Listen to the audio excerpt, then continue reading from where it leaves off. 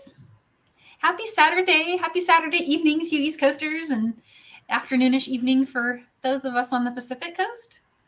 And we're here today to show you guys some fun stuff with the new box caps. So Stacie and I have been playing with finishing our beadwork using the beaded box cap finding. And so we had some ideas going back and forth over Messenger, and we're happy to share those ideas with you guys today on this live. And how are you doing, Stacie? I'm doing well. Awesome. It's cold Thanks here. for inviting me. Oh yeah, thanks for coming. And we have Colleen in the chat, and thank you again, Colleen, for moderating for us today. Always appreciate it. Hi, Colleen. Right. So it's for me, like literally I woke up this morning 13 degrees. Like really, I guess I'm staying and doing some beading. It's cold out there. You said it was in the 20s for you where you are? It was in the 20s for the highs. I haven't looked recently, but we're supposed to get down into single digits soon. Oh my gosh. See, I'm a wimp. I don't do single digits. I don't either. I panic when it gets that cold. So yeah, definitely a day to stay inside and do some beading. So yeah, we're going to do a giveaway today, guys. I'm going to give away some of the box caps. I know that they are a brand new thing that just came out, so a lot of you guys may not have even seen them yet. Let me show you what they are. The ones I have out on the mat are two different sizes. Let me show you with the silver color. So this is the brushed pewter, and it also comes in copper and gold. And the way it works is each of these has this little end bar that you stitch onto. You stitch your work onto it, and there's various ways you can do that. We have a PDF that shows how to do it. And then you bring that into the cap, and you put your clasp on, and it kind of just covers up the first row of your beadwork so that you get this really polished look. And here's an example of one that I just was working on this morning. I started playing around with doing some herringbone. So it was originally dreamt up as a loom finishing piece, but then, of course, like with so many other findings out there, you can do more than just loom with it. So here's herringbone. We were playing with. I love herringbone. That's one of my favorites. That looks great. Yeah, it's a really fun one. It is. So I did one on the 11.0 here that came out. It's almost done. Came out really beautiful. And then, of course, the featured designs. There's a link in the description to this video. So if you're on YouTube, if you click on more, the description will pop up, and there's links in there to this PDF as well as links to find the caps where you can get them. And there's also a video that shows finishing a loom piece on the 8.0 version. So that's out there already. You can go find if these intrigue you. And then on the cover, of course, is showing a peyote stitch design that I did. That's on the 11.0 version. Yeah, it's a beautiful design. That one was really fun. I just started going crazy with the delicas, and I just used a bunch of colors that I thought were very unique together. So that one came out really cool. And this walks you through with detail all of the things that you might want to think about when you're designing with the ends. And it shows it attaching to loom, attaching to peyote, and it shows it attaching right angle weave. And this is a brick stitch transition to herringbone is what I was shown here, and that's what I did here. And so we can share all those ideas and details. One thing I wanted to mention about the findings is they had a size in mind when they were created, but then when I started playing with them, I realized you can swap it around. You can use different things. There's a couple tricks I wanted to share that I didn't know about when I wrote this document that I discovered earlier today. And that is that because pewter, these are made of pewter, is very soft, I was able to actually get some pliers inside and expand it out if I needed to. Oh, wow. Just a little bit. It's not a lot, but it could be enough for you to get, if you really wanted 8.0 to fit in here, for example, you might be able to do it. You just want to be careful not to scratch it, and maybe even a little masking tape when you do that. But it's a soft component, and so you can actually do that. You can do that with the 8.0 and make it a little bit firmer on your beadwork if you wanted to, for example, use some 11.0 with the wider findings. So this one is about 26 millimeters, and this one is about 21.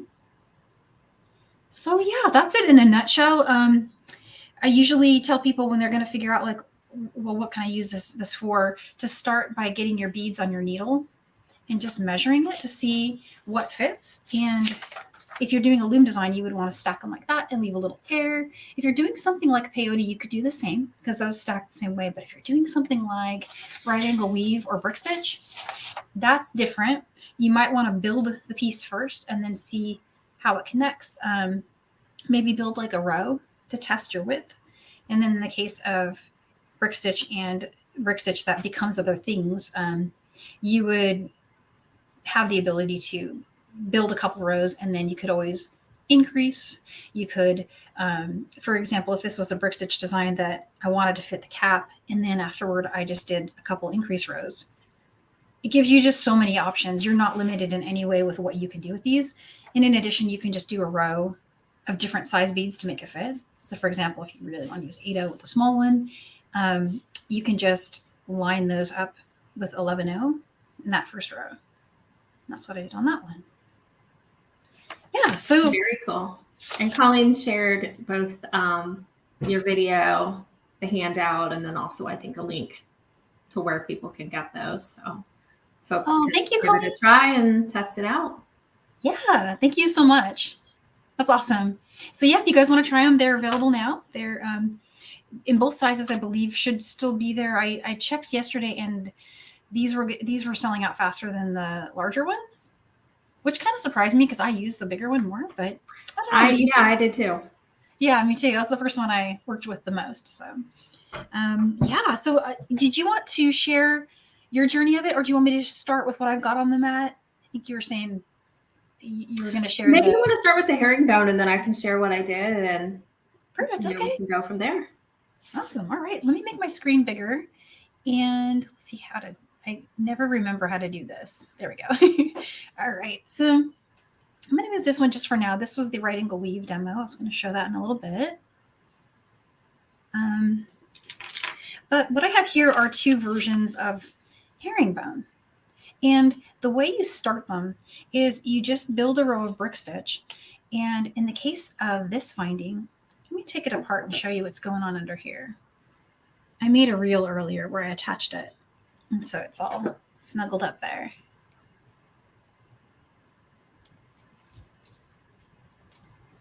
So what's under here is I did a row of brick stitch where I just started with 10 beads. And it was super easy. I just tied a knot onto the component, and then I started doing the brick stitch row. And from there, I just built herringbone right off of it. And then what you're seeing here is something new that I've been playing with. These are trio beads. They're something that we carry at John Bead that are just kind of, it's a bead that I had not tried yet. And I've had them for a little while, and a little bit of... Was it 2-hole bead? It is, yeah. It's the weirdest thing. So let me show you. They look like this. So they have these little triangle shape. Oh, cool. And I just wanted to try them out. And I was looking for a way to make the herringbone more interesting. And so I ended up doing this little stacked triangle thing with some little 15-0s in there. And I just did that so it would flow and bend. So you can see there's just, and each of these was done the same way you would do herringbone stitch. You just come out and turn and come down. Very cool. Yeah, so they came out really nice. And these are, if you just look up Czech 2-hole trio, they're available lots of places. I saw them on Art Beads earlier. Art Beads has them. I will have to check those out. I have a whole collection of Czech beads, but I do not think I have those. They're not a new bead. In fact, I think they've been out for quite a while. It's just that I had never actually played with them myself. And there's a bead I haven't tried. No, I need to try this, right? I suffer from the same problem. Me too, yeah. So what I was going to show is I feel like everyone's got a pretty good handle on how to start a brick stitch on a component. If you don't, I can maybe start a new one and show that. But I think where people struggle is what do you do at the end? So you get to the end and you've got this right here and you're like, well, I need to attach it. And first of all, you don't have a flat edge because it's herringbone. So they start to do this little tapering in fishbone thing. So I'm going to finish it, put it on the end finding, and then we'll put the caps on. So let's get the other end here. Get that piece out. And this is the other end of my toggle. Just going to put those over there. And we'll just connect that to that. So here is my beads that I was using. And I also put the colors. If you guys like the colors that I used on this, I put the colors in the description too. And are those just 11 seed beads? These aren't. No, these are 8-0. Oh, those are 8-0s. Okay. And yeah, because I'm working with the 8-0 finding. Oh, okay. So I started with just a base row of 8-0, but then I built out into this, more elaborate, more statement design. And I pulled in the 15s just as for two things. They're my step up. And I worked those step ups to fit the middle kind of just for the design, the look that I liked. And then they're also being used as a flex adder here to give this a little more flexibility. Because when I stacked these originally, I did it without the 15s and they made direct contact, but the bend was less flowy. It still worked, and it had its own appeal. Like it actually looked really cool. But then I tried it and I felt like, oh, that's cooler, right? So, but I think I like how it is with the 15s. Yeah, I think it works good. I liked it, but I might even do another version where I don't have those just to see how it looks, because I think you never know till you try it, right? Exactly. All right, and so then I think to finish one of these, it's really easy, but I like to make a flat row first. And so to do a flat row, start your next row of herringbone just like you would with the 2 beads. I'm gonna pick those up, and then just go down through that second bead in the column you're working. So far, so good. And then I'm going to turn and do a step up through here. And then you want to pick up just 1 bead. And this is where it deviates a little. A lot of you guys have seen me do this before. This is kind of a tried and true thing. But you pick up your bead and then just go back through the last bead in the column before. And now you've got what essentially looks like a ladder stitched end, which is how I used to start my herringbone. So you're going to come back up through that same bead.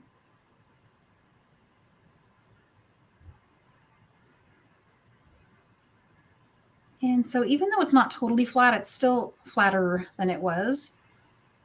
So the next one.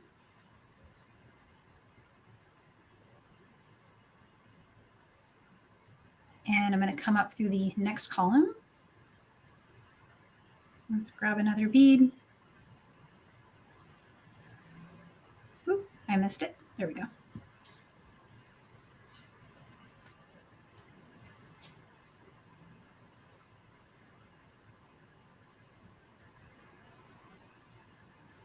So far so good. Just regular add a bead, go down through the next one.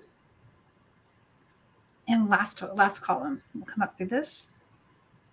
Last one, first bead there.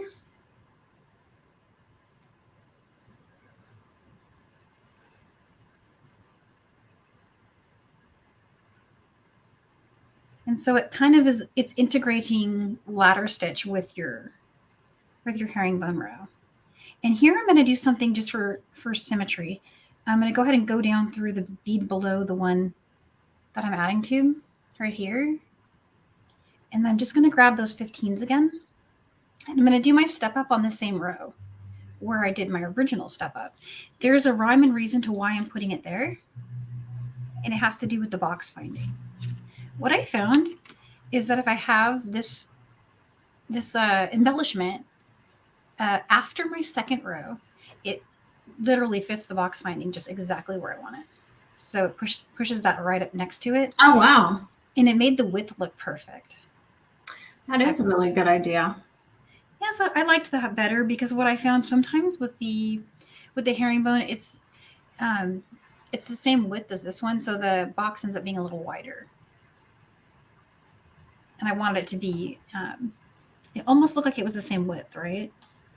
Just because it looked cool. So I'm going to just step up right there through those 2. And now I'm done with my end. And I just need to attach the bar. And so to attach the bar, there's a bunch of different ways you can do it. And what I've shown in the handout is coming out of the bead and then going up behind the finding, through the finding, and then just looping like that. And so I think that's what I'll do here, just to demo what's illustrated. But you could also, skip a bead and go through the next bead. That would be fine too.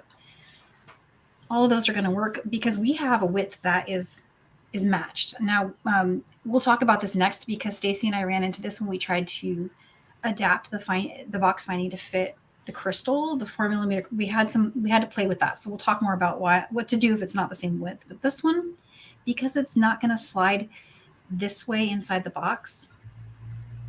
You can skip a bead if you want, but I think it looks cool to go through all of them. So I'm just going to do that really quick. So you're going to come up through the finding, and then I'm going back down the same bead, which is this one right here. I also found the more beads you went through to attach it to the bar, the better it stayed in place and didn't slide around. Yeah, exactly. The more points of connection, the better, right? Exactly. And so I'm going to try to do in one swoop. Well, I'll come up with the bead. I'm holding it so you guys can see that it's a little easier to do flat on the mat. So let's go down through that bead.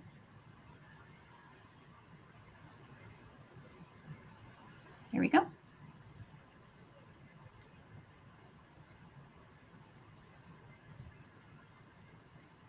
And here's the next one. Let's see if I can get through the finding in one swoop. There we go.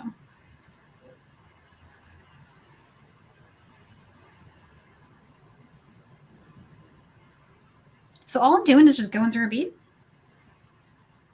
and coming up through the next one, through the finding, over and around the finding, and then back through the same bead. And we'll just get that connection going all the way across.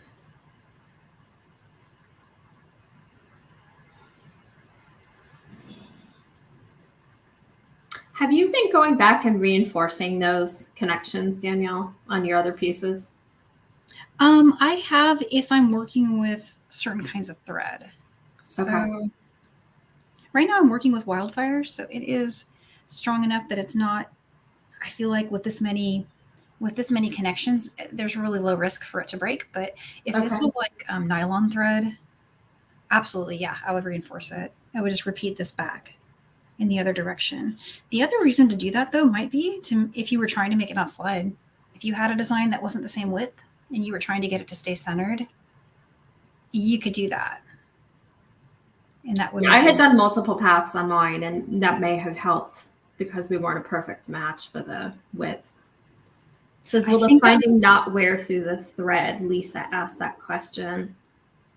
And I think what Danielle was saying was if you're using something like wildfire or even fireline, both of those are pretty strong thread. So if you're attaching it at, a good number of points, like Danielle's got 8 or 10 here, it should be fine. Or if you're like me, you can be anal and you can go through and reinforce twice through. So you've got, even more strength.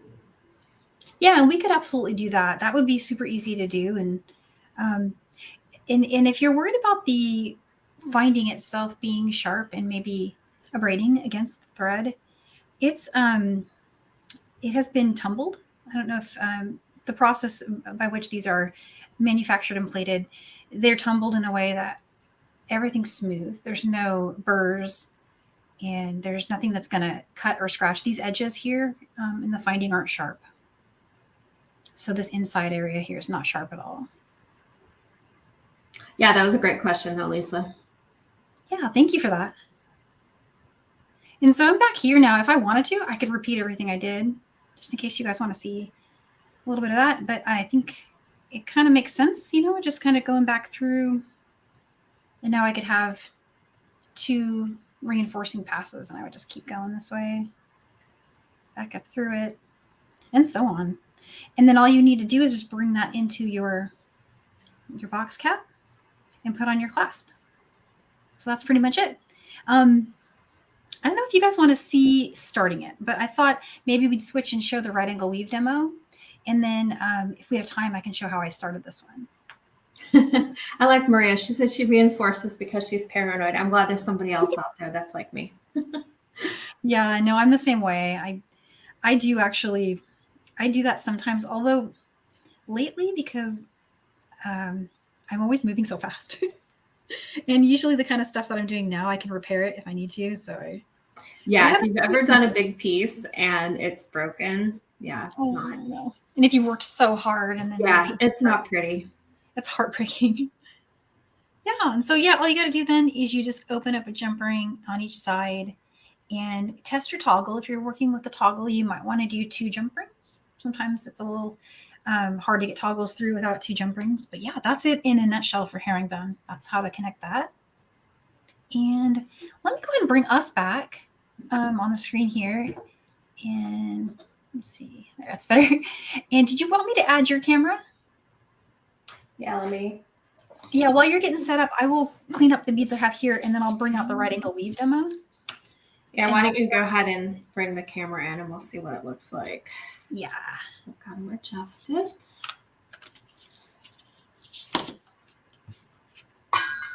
Oops. Oh, and so like I said earlier, I was going to do a giveaway, but I never helped out Colleen with how to do the giveaway before. So do we do a code, Colleen? Is that, let's do a code for like a code word like they do on the I was on live with Softflex Wednesday, and they had I think like Colleen had picked something. Oh, did she pick something?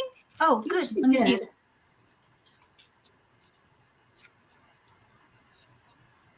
She said, yeah, check in and let us know where you're watching from to enter into the drawing. Awesome. Okay. She was very creative. Thanks, Colleen. And someone said they were from Florida. I was interested in trading. Colleen's so awesome. Awesome. Okay, so let me just clear this off. I'm almost there. I almost got all these ready. And this, in case anybody's loving on this, what this is the class we did for Michael's, not last week, but the week before.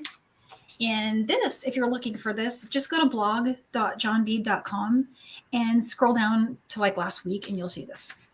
This was the class that we did. And then both Stacie and I took one of our samples from that class and tried it with the box binding.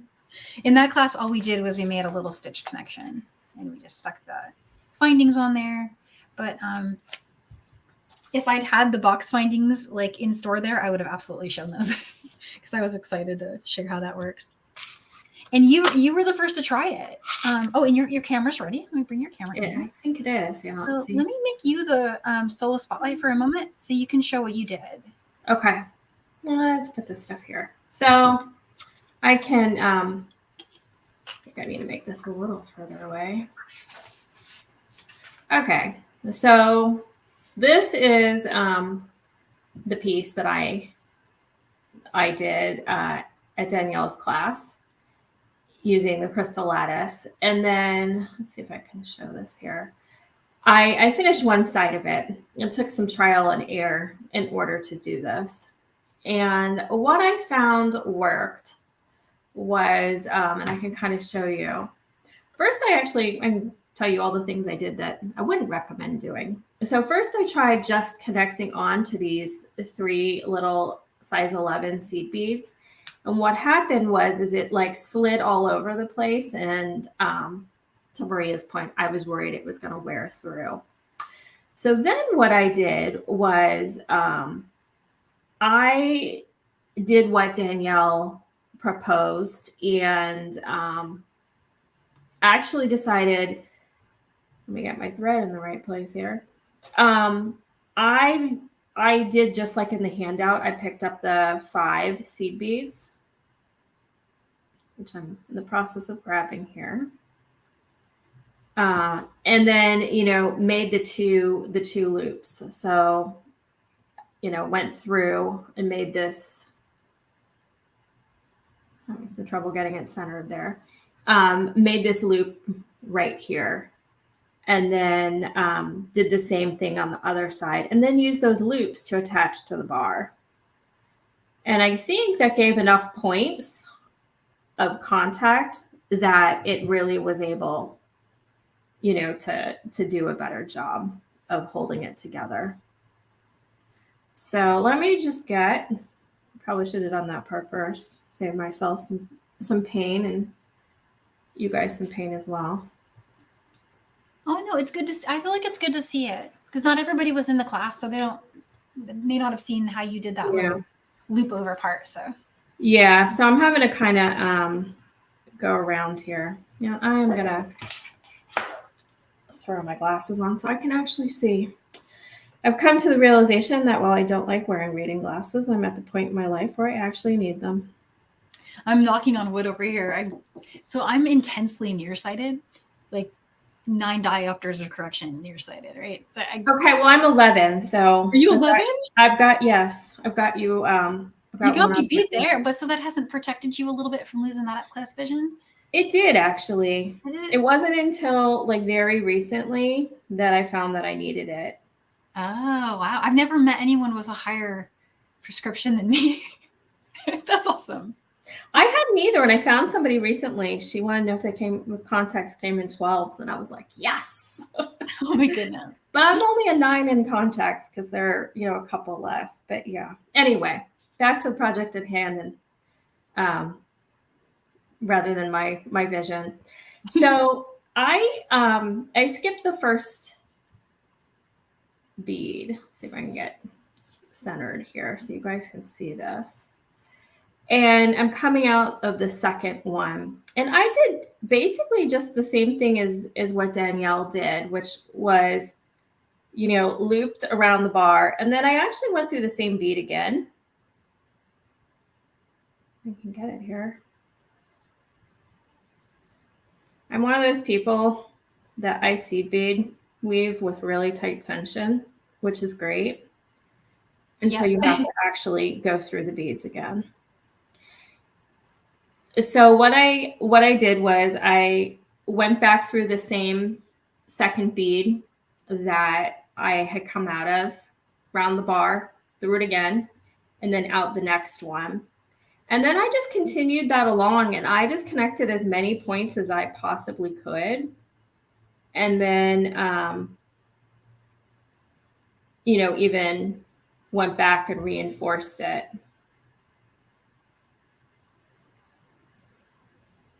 No, that looks great. And that's super intuitive. I like it. Yeah. And so that worked pretty well. Kind of doesn't stay in place real well at first, but as you move along.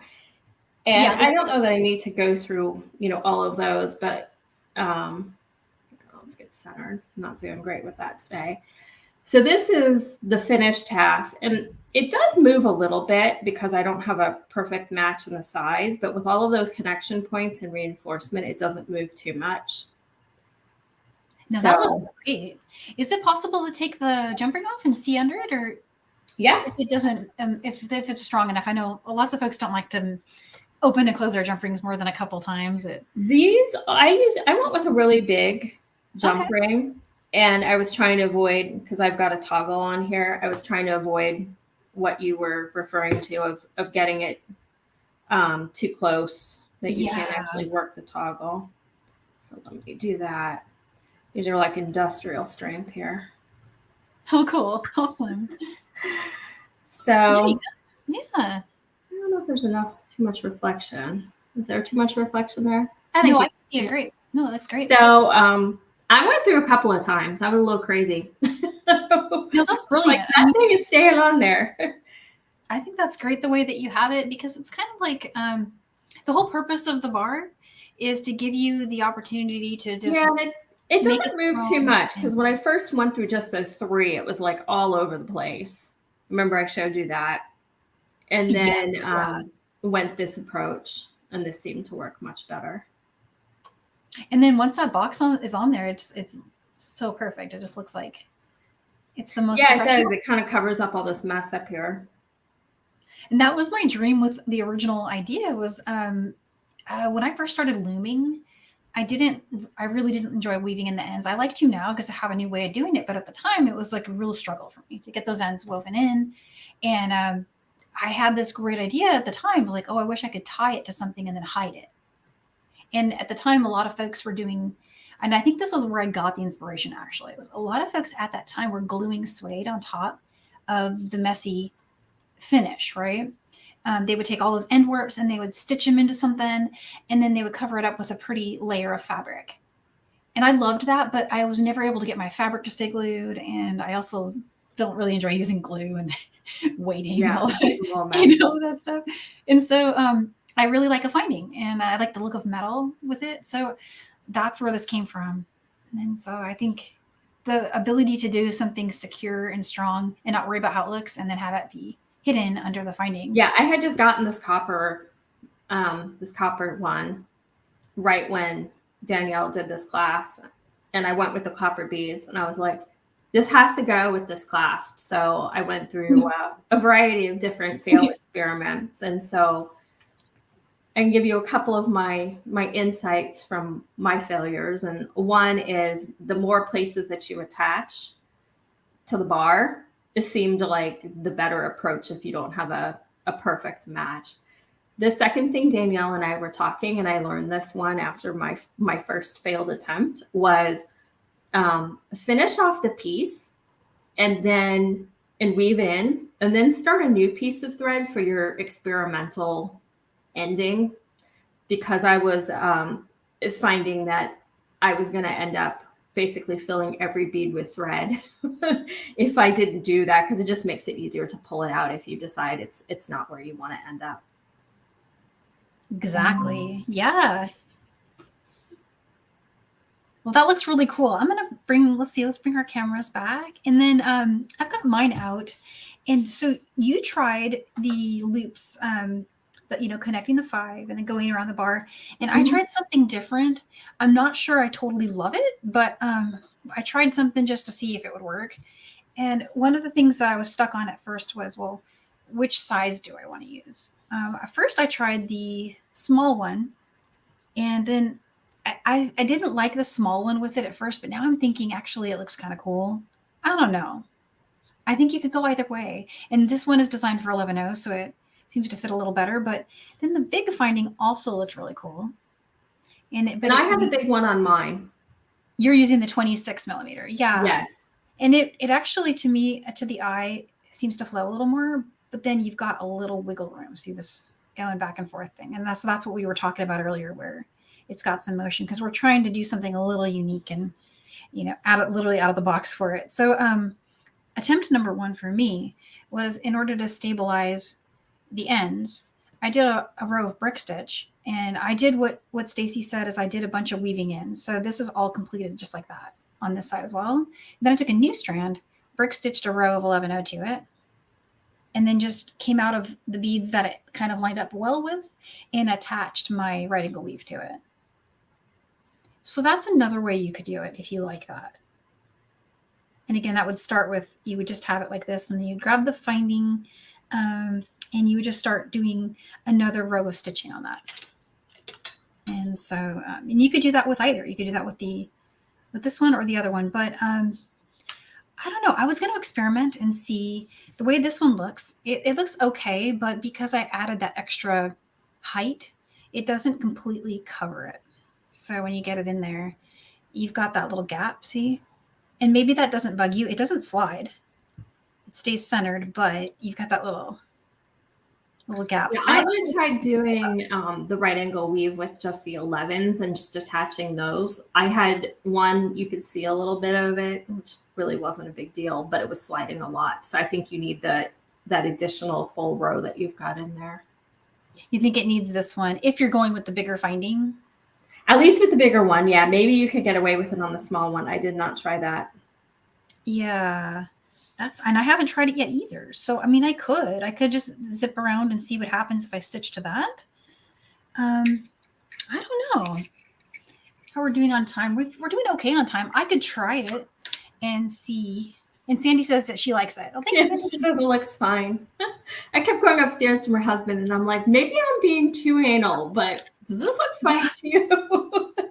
Well, I'm super picky about my beadwork too, so I can relate to that feeling. It's like you want it to look like all that effort you put into it. The ending needs to represent your effort. So I know exactly what you mean. I've got that same little feeling. So I'm going to just try to see what happens if I finish it on the smaller one. And now I'm going to maybe skip the brick stitch row. do you think? Let's play and see what happens. And the brick stitch row is cool and it's strong. But again, it's given us it's giving us extra height that I don't necessarily need. Although it looks fine, it's just kind of like, so let's see. Let's see what happens. And let's go with the small finding. And just off camera here, I'm just working with some wildfire. All right, so I'm gonna weave in. And you know, you could even just, if you didn't want to do this, you could even just knot to the bar. In fact, it's hidden, so let's try it. I'm a person who always does my weaving in, but I'm gonna allow myself to try something messy. Let's see. Yeah, that's a nice thing about the box cap is it hides a lot. Yeah, it does. Gives you lots of flexibility. And I can still weave in later if I want, but let's see what happens. Let's go ahead and connect here. And I'm going to go around.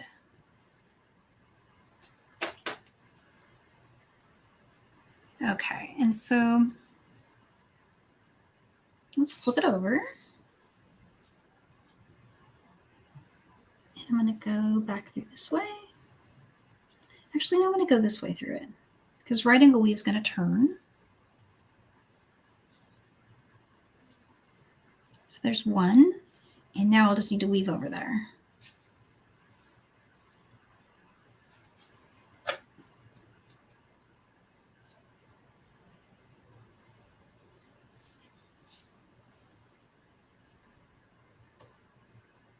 So I think out of all the stitches I've tried, the one that I think is going to be the most, I don't know, the one you're going to have to play with the most is probably going to be right angle weave. And that's just because you don't have a direct path. Like with all the other beads, you can just jump out of one bead and you can just go into the next bead. But with this kind of a stitch, you have to travel through the path where your thread's going to show, right? Let me just get through as many as I can there.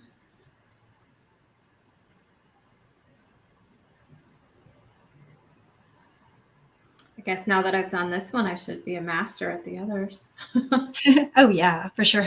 I think I'm going to do the herringbone. You tried the hardest one right out the gate, so kudos to you.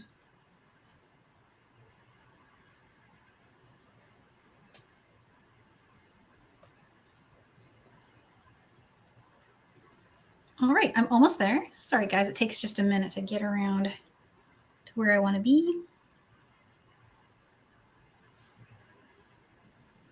And I'm not sure what I'll do with the tail. I probably will weave the tail in. Maybe I should have left it a little longer. Hindsight being 20/20 there. All right, so there's the attachment to the finding just with this one spot. And we'll go through it again, why not? Make it a little stronger.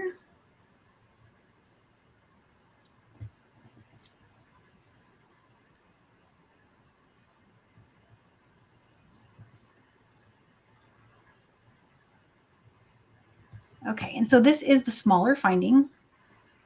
And I think what's going to happen now is I'm going to want to go through and connect it. And so it's going to kind of taper in a little bit on itself. That will be okay.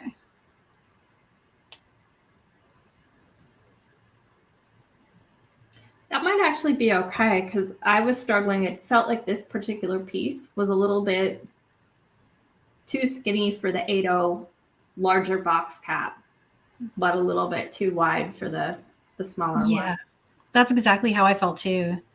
So now we can see both and we can decide which one we like more. Yeah.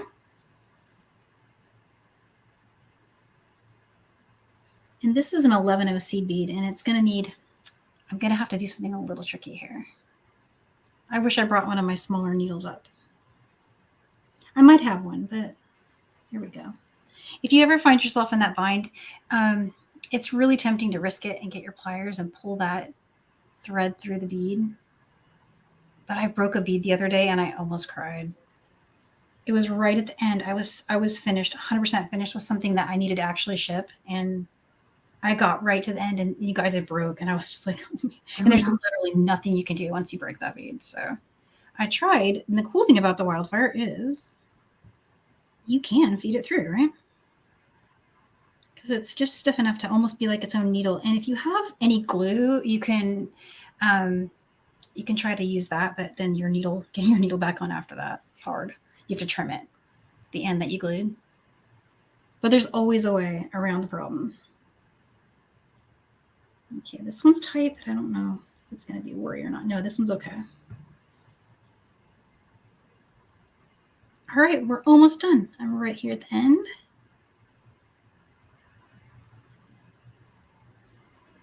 I can't wait to see how this one looks. Me too. I hope it looks good after all that effort, right?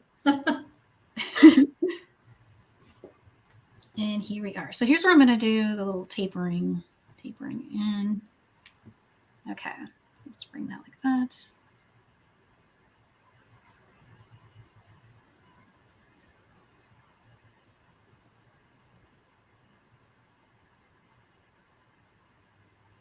And one more, just to make sure it's good.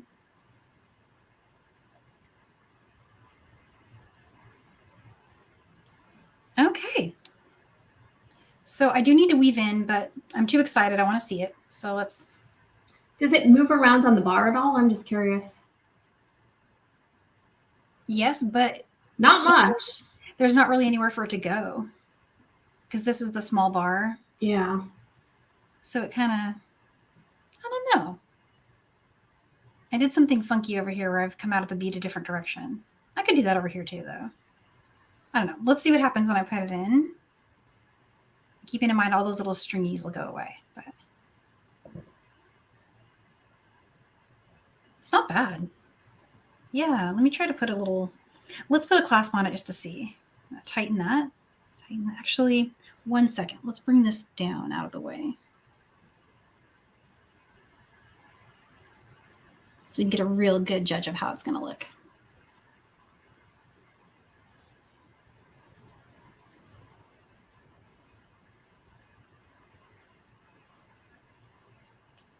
Okay, that's probably good enough. And I'm going to get a clasp really quick and find my pliers.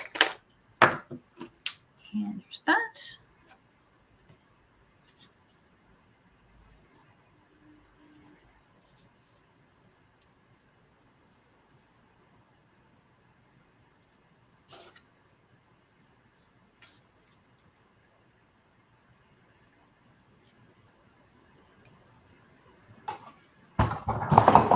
Oops.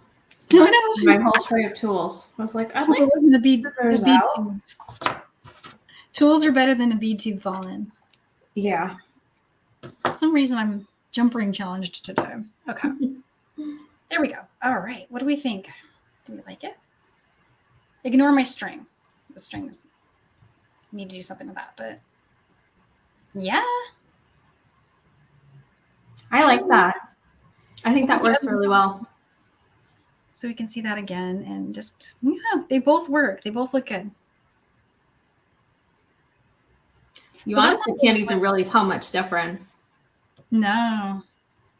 And keep in mind when that's on and you're wearing it, I mean, you're just going to be like, yeah. People are going to see the beautiful polished finding and they're going to see your crystal and they're not really going to be worried about whether or not you did a brick stitch row or not.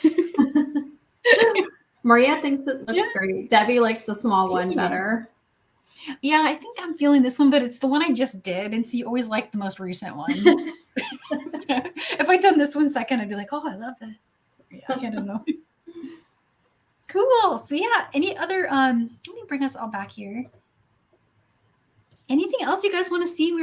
We've got a few minutes here. We've been playing with the box caps and we've been trying different stitches. And so the ones that we tried so far are herringbone, right angle weave.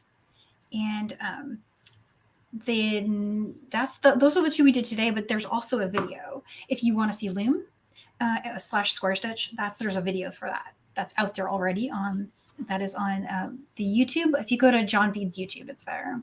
And also there's a link to it in the link that Colleen's been posting. You'll find it there too. But yeah, so that's the box caps. Let me show you guys my giveaway. For the giveaway, I was going to give somebody a set of each, and you can tell me what colors you want. Oh, But I'll wow. do a small and a big. So let me find I haven't shown the gold. Let's bring a gold one over. But I was going to send a set of each one size, and you let me know if you'd like one gold, one copper, 2 copper, or something like that. I can send that to you. And then I'm going to throw in some of these trios in case anybody wants to try this crazy trio thing. This is really cool. And I don't know. I might have to make this a PDF because even though I think you should. I was like, I like need those trios and I need that pattern. Whoever's getting the trios is going to want that pattern too. Yeah. And then if it ends up being popular, can... Carol, Oh, hey, Carol. How are you doing? So We're it playing looks Xbox like now. people are more, or they like the smaller one better. They like the smaller? Uh-huh. I'd agree. Yeah. I only had the copper and the big one. I wasn't putting a silver clasp on a. Oh, okay. Do you need a small copper one? No, I'm not doing this one again. We've decided that we're good with where it is now. As you can see, it's actually attached now, and we're good. It's good. Actually, I like it. I think that they're both. I mean, you really can't go wrong with either size. They're perfect. Yeah. That's so cool. So I'm just checking the comments really quick. That you got yes to a PDF. That she was gonna draw now.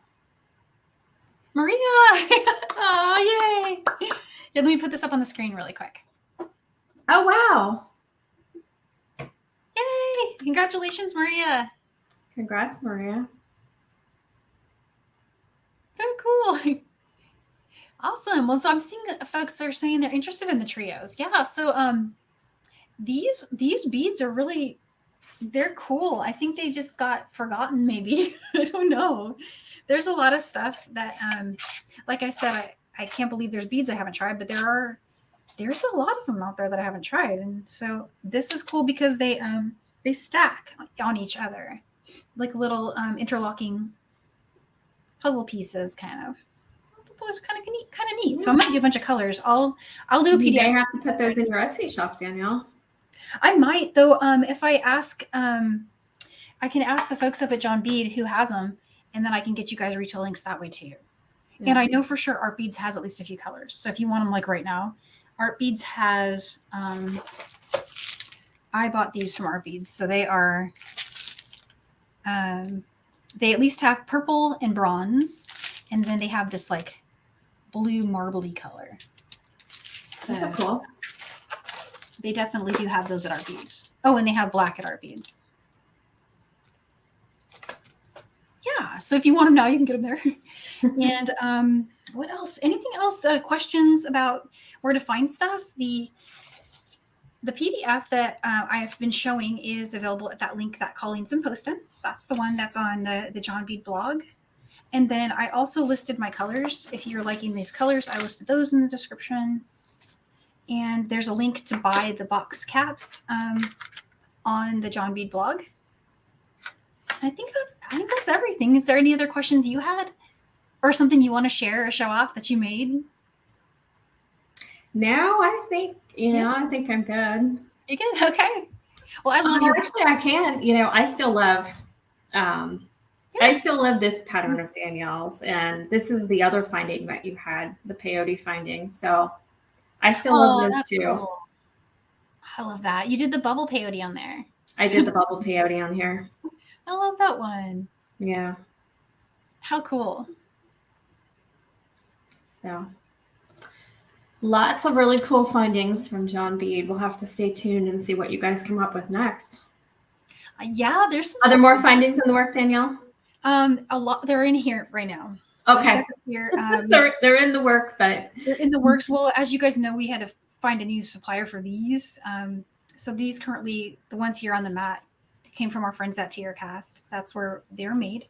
But the new ones that are coming out, they will be restocked. So, because I know these are getting low. The small ones are starting to sell out, as I feared. So they will be coming back, but they'll. I'm in the process of doing all that testing. So I I'm hoping that all goes smoothly. Everything is great. We get them in, and then I can move on to the next fun stuff. But there's there's serial processing happening here where I'm the bottleneck, unfortunately. But I have so many dreams that I want to do. You know, if you seed bead it for as long as we have, like you just come up with things you wish existed. We all probably have a thought like that. Well, write it down, right? Write it down and send it to Danielle. Yeah, send it to me.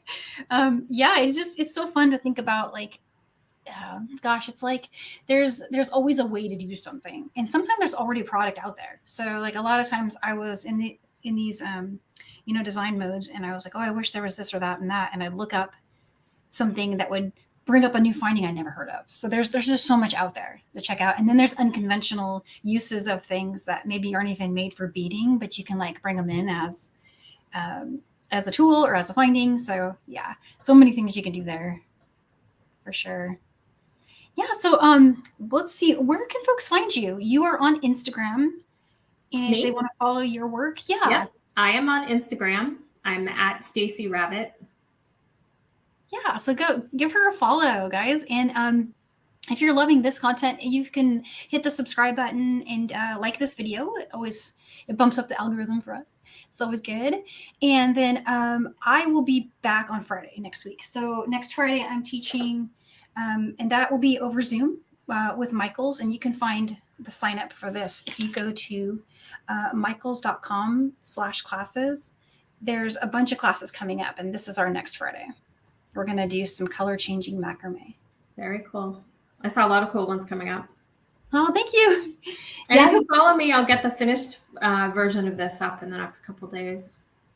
Oh, cool. Yes. Can't wait to see that. Yeah, I know. Me too. Awesome. Well, hey, if there's no more questions, guys, we'll just let you go. Get your Saturday night going and maybe make some dinner. For in my case, I'm going to go make some dinner. And then, I don't know. You've done dinner already? We've done dinner, yeah. It's later there, yeah. So I have a friend here locally that does her meals at like 9:00. She's from Europe, so they eat like really late. So like, that's cool. Yeah, my kids would melt down by that point. My kids could not make it that far. They would just like basically just start. Or they'll have eaten all the snack food out of my house completely. So that's what would happen here. They'd get the granola bars and all the gummies would be eaten. Exactly. Awesome. Well, thank you so much for being here with me tonight. And, yeah, I had fun. We'll do another seed beading Saturday together soon. Yeah. We'll come up with some more ideas. We always got so many ideas going. Okay. Bye. All right. Bye. Have a good rest of your evening, everyone.